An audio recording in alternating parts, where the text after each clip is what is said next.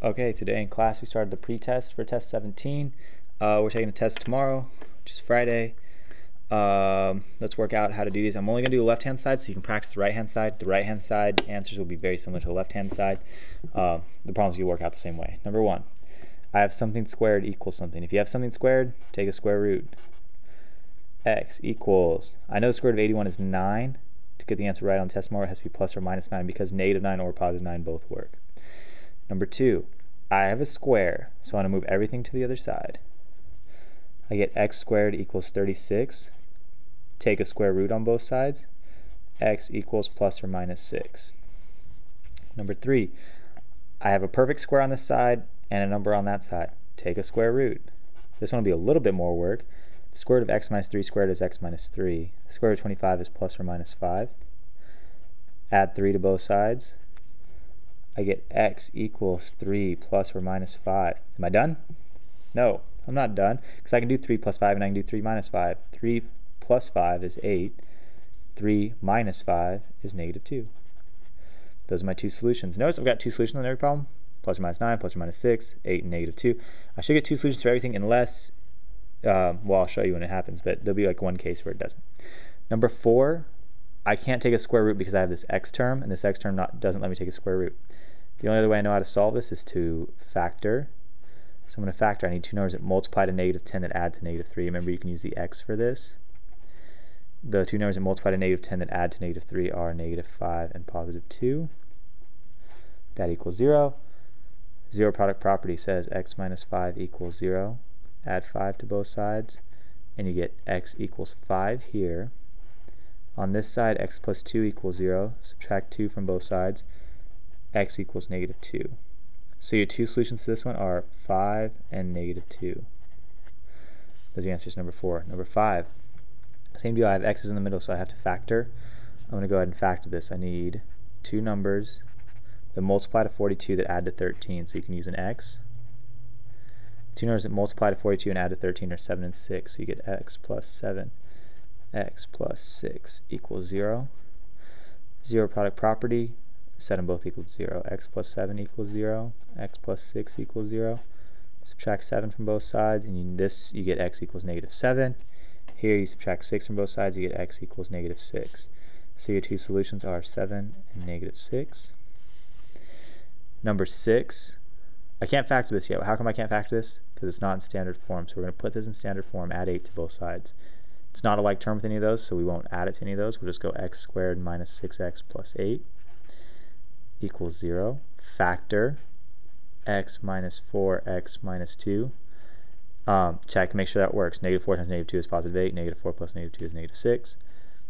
Zero product property, you get x minus 4 equals 0 and x minus 2 equals 0. That's a 4. Add 4 to both sides and you get x equals 4. Add a 2 to both sides and you get x equals 2. So your solution to number 6 is 4 and 2. Number 7. On number 7, if we want to solve this, we have to get it in standard form. So we'll subtract 2x squared from both sides, and we'll subtract 12 from both sides. Combining like terms, 3x squared minus 2x squared is 1x squared. You still have a 4x, that doesn't change. And you have this minus 12 now on this side equals 0. Factor, find two numbers that multiply to negative 12 that add to positive 4. Those two numbers are 6 and negative 2. So I get x plus 6 and x minus 2 equals 0. Zero product property, x plus 6 equals 0. Subtract 6 from both sides, x equals negative 6. Or x minus 2 equals 0, add 2 to both sides, and x equals positive 2. So your solutions to this problem are negative 6 and positive 2. Number 8, I want to factor my two numbers that multiply to 9 and add to 6. Remember, just do an x if you can't remember. 3 and 3. Those are the same, so I'm going to write x plus 3 squared equals 0. I have something squared, so I can square root. X plus 3 equals 0. Subtract 3 from both sides. X equals negative 3. This is one of the ones that only has one answer. The reason this only has one answer is because you had this squared thing. So you really do have two answers. They're just both the same. So you only have to write it once. You get negative 3 and negative 3. But instead of writing it twice, we'll just write it one time. Number 9 is similar. We need to add 36 to both sides, though, before we can factor it. So you get x squared minus 12x plus 36 equals 0. Find two numbers and multiply to 36 that add to negative 12. It's x minus 6 and x minus 6, so we'll write that as x minus 6 squared equals 0.